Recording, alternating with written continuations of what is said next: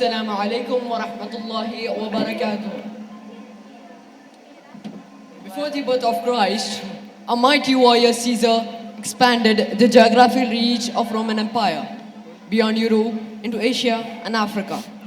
His growing power roused the envy and concern of many Roman senators, and they conspired to assassinate Caesar on the idea of March.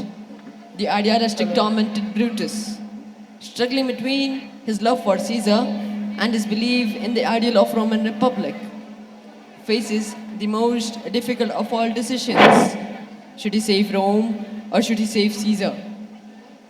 He chooses Rome and lends his support to the conspirators. Rome that night is plagued with violent weather. Calpurnia, Caesar's wife, begs Caesar not to go to the Senate house that day, describing her recent nightmare of Caesar's statue streaming blood.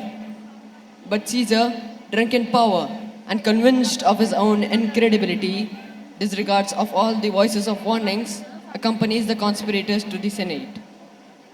Are we all ready? What's now aims that Caesar and his Senate must redress? Most high, most mighty, and most powerful Caesar, Metellus throws before your seat a humble heart. I must prevent thee, Climber. These scorchings and these lowly courtesies might fire the blood of ordinary men. Thy brother, by degrees, is banished. If you dost bend and pray and fawn for him, I spurn you like a curl out of my way. Is there no voice, no worthy than my own to sound more sweetly in great Caesar's ear for the rippling of my banished brother?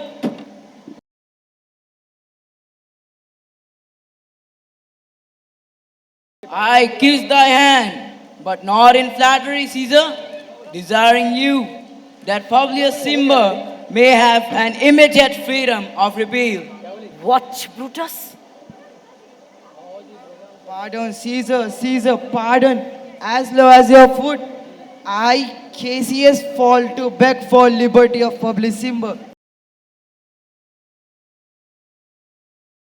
Big hand for me! Kiri.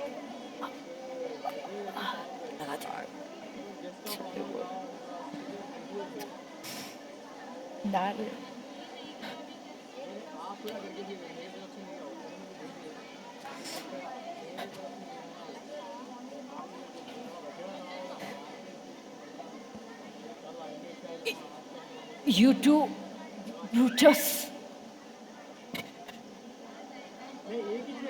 Liberty, freedom, tyranny is dead. Run hence proclaim, cry above the streets. Liberty, freedom. But here comes Antony. Welcome, Mark Antony. O mighty Caesar, dost thou lie so low? Are all thy conquests, glories, triumphs, spoils shrunk to this little measure? I know not, gentlemen, what you intend. Who else must be let blood? Who else is rank? If I myself, there is no hour so fit as Caesar's deaths are. Oh, Antony, beg not your death of us, though now we must appear bloody and cruel, as by our hands, and this present act you see we do, yet see you, but our hands and this bleeding business they have done. Our hearts you see not, they are pitiful, and pity to the general wrong of Rome. I doubt not of your wisdom. Let each man render me his bloody hand. Friends, I am with you, and love you all, upon this hope that you shall give me reasons why and wherein Caesar was dangerous. Our reasons are so full of good regard that you should be satisfied.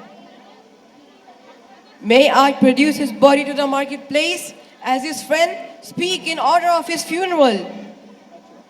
Brutus, I want to have a word with you. Do not concern Antony speak in his funeral, that people may move by what he say.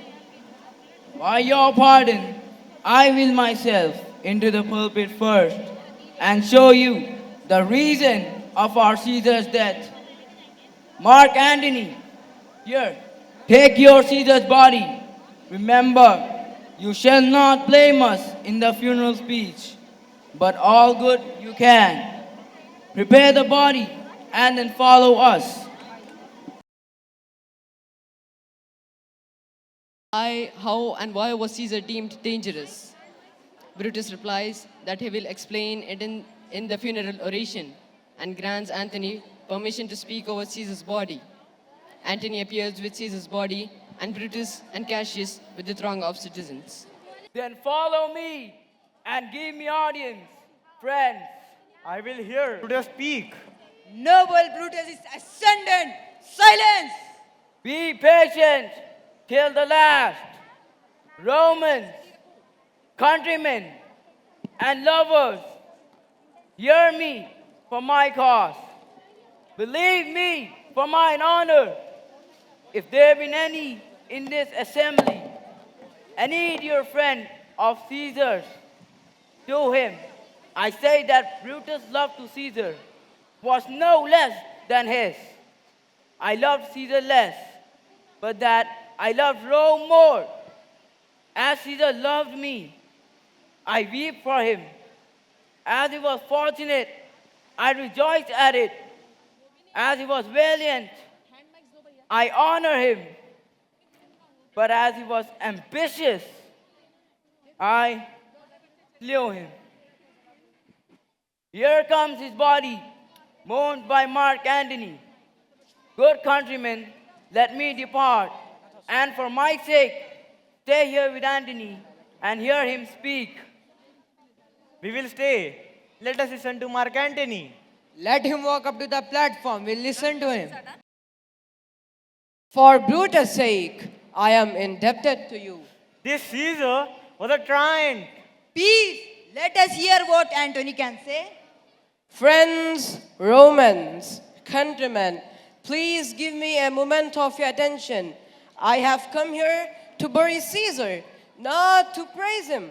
The noble Brutus told you that Caesar was ambitious. If that's true, it's a terrible fault. He was my friend. He was fair and loyal to me. But Brutus says he was ambitious, and Brutus is an honorable man. Caesar brought many captives home to Rome. Did Caesar seem ambitious when he did this? But Brutus says he was ambitious, and Brutus is an honorable man.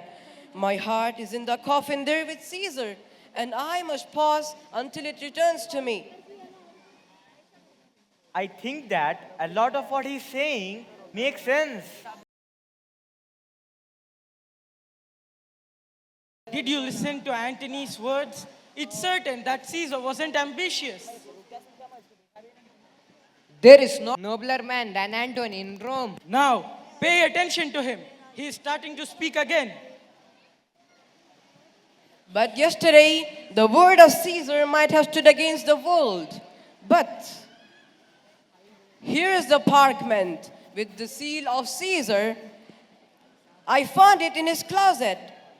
Let but the commons hear this testament, which, pardon me, I do not mean to read. We'll hear the will. Read it, Mark Antony. The will. We will hear the Caesar's will. If you have tears, prepare to shed them now. Look, in this place ran Cassius' dagger, to see what envious Casca made, to see what well-beloved Brutus did. This was the most unkindest cut of all. For when the noble Caesar saw him stab, then burst his mighty heart, and they fell on his face. Traitors, villains. Oh, most bloody sight. Yet hear me, countrymen. Yet hear me speak. You have forgot the will I told you of. Here's the will.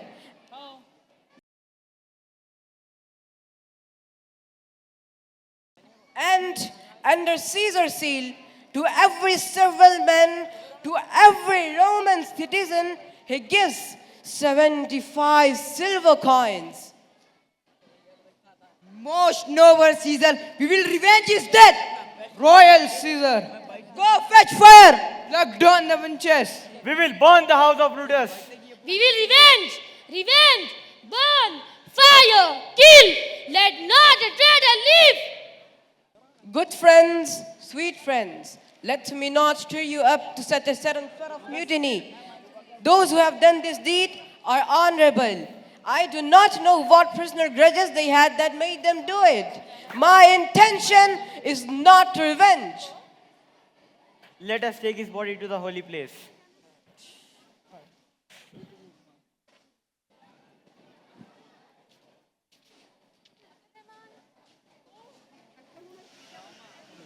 After the fall of Caesar's empire, Romans witnessed the rise of the kingdom. The kingdom that never asked its people to kill each other. I would like to quote a verse from the Holy Quran. أعوذ بالله من الشيطان الرجيم بسم الله الرحمن الرحيم وعباد الرحمن الذين يمشون على الأرض وإذا قاتبهم الجاهلون قالوا سلاما. Its translation. And the servants of the most merciful are those who walk upon the earth easily. And when the ignorant addresses them harshly, they say words of peace. Surah Al-Furqan, Surah number 25, ayat number 63. Jazakallahu khair. Khair.